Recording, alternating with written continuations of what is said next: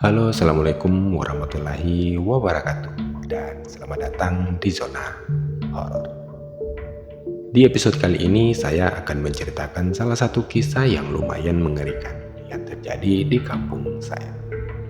Cerita ini tentang seorang yang sering merubah wujudnya di malam hari dan ia bisa dibilang seperti hantu jadi-jadian gitu. Sebelum kita lanjut ke ceritanya, seperti biasa saya mau teman-teman bantu follow akun saya dengan cara subscribe di channel ini dan teman-teman boleh nyalakan notifikasinya biar tidak ketinggalan informasi atau berita yang ada di channel ini. So, ini dia ceritanya.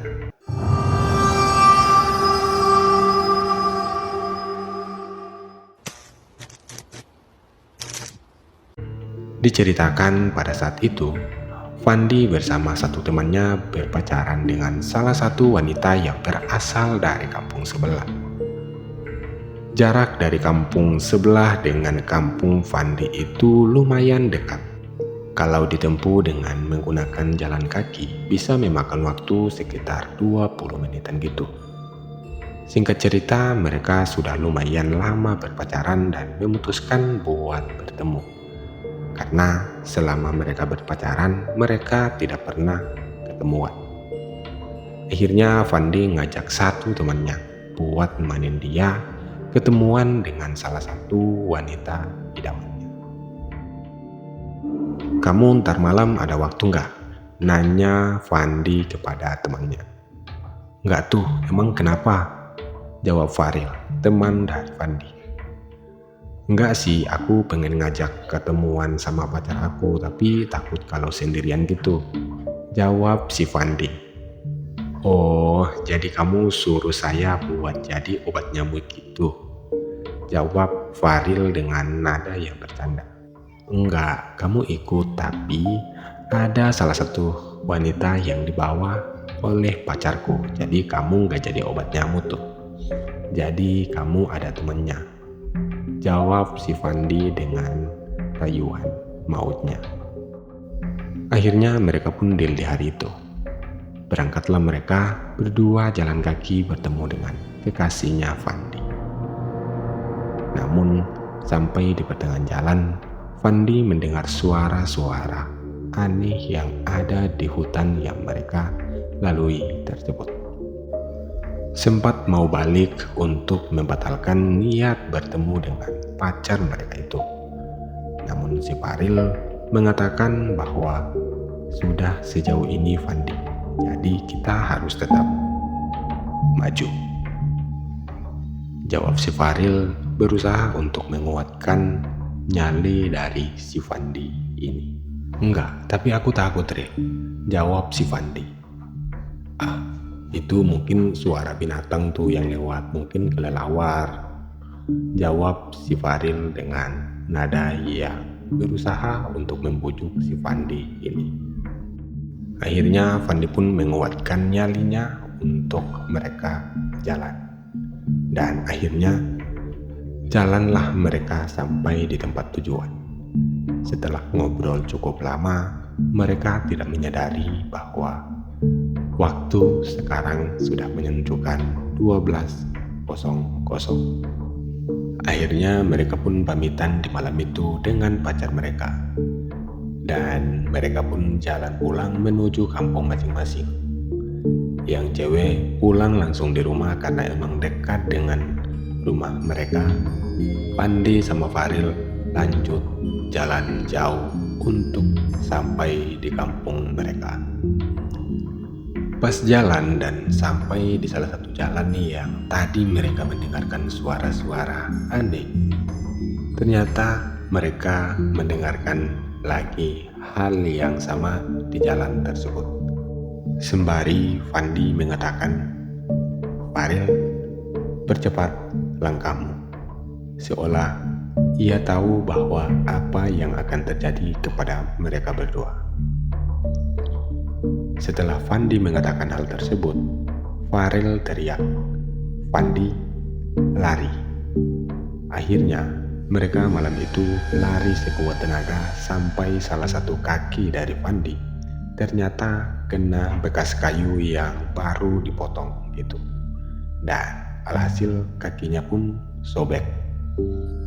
Itu pun baru disadari Fandi ketika mereka sudah sampai di ujung kampung mereka. Barulah Fandi ini merasakan sakit di kakinya. Dan ternyata ia baru saja menginjak salah satu kayu yang bekas dipotong yang sudah merobek kakinya. Saking takutnya. Dan dipikir mereka ini karena udah nyampe di perkampungan, mereka berdua ini jalan sembari Farel merangkul Fandi yang emang kesakitan karena kakinya sedang luka yang kena kayu tadi. Sembari menceritakan apa yang ia lihat barusan. Katanya, di dalam semak-semak dari sumber suara tadi, ketika kamu menyuruh saya buat percepat langkah, saya sempat nengok ke arah belakang. Karena sempat mendengarkan seperti suara kayu yang patah bekas kayak orang injak gitu. Namun saya terkaget melihat sosok putih yang terbang menghampiri kita berdua. Makanya saya menyuruh kamu buat berlari. Karena keasikan cerita, mereka nggak sadar bahwa mereka sudah melewati tempat atau rumah mereka dan berada tepat di salah satu pohon jambu yang lumayan besar yang ada di kampung tersebut. Dan pohon tersebut, area sekitarnya itu sangat gelap. Sontak mereka berdua ini seketika merasakan hawa yang agak berbeda. Seketika kepala mereka serasa besar dan disusul telinga pun ikut membesar. Dari situ Fandi berbisik ke Farel. Katanya, kita harus melewati tempat ini secepat mungkin. Saya mempunyai firasat yang tidak baik, kata si Farel. Dan tak lama dari itu mereka sampai di jalan yang lumayan diterangi sama penerangan lampu yang ada di jalan tersebut.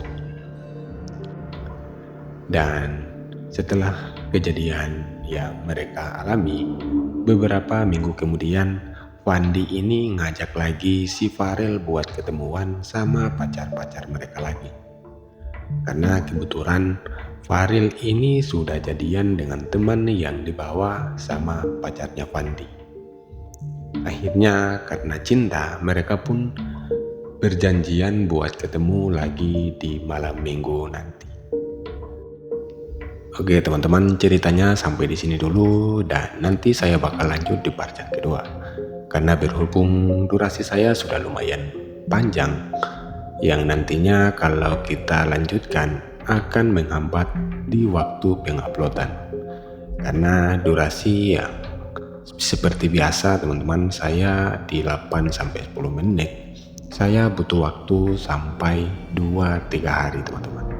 Karena jaringan saya cukup lumayan lemot. Dan saya mohon maaf apabila di sepanjang video ada salah kata atau salah pengucapan, dan terima kasih buat kalian yang sudah nonton sampai habis.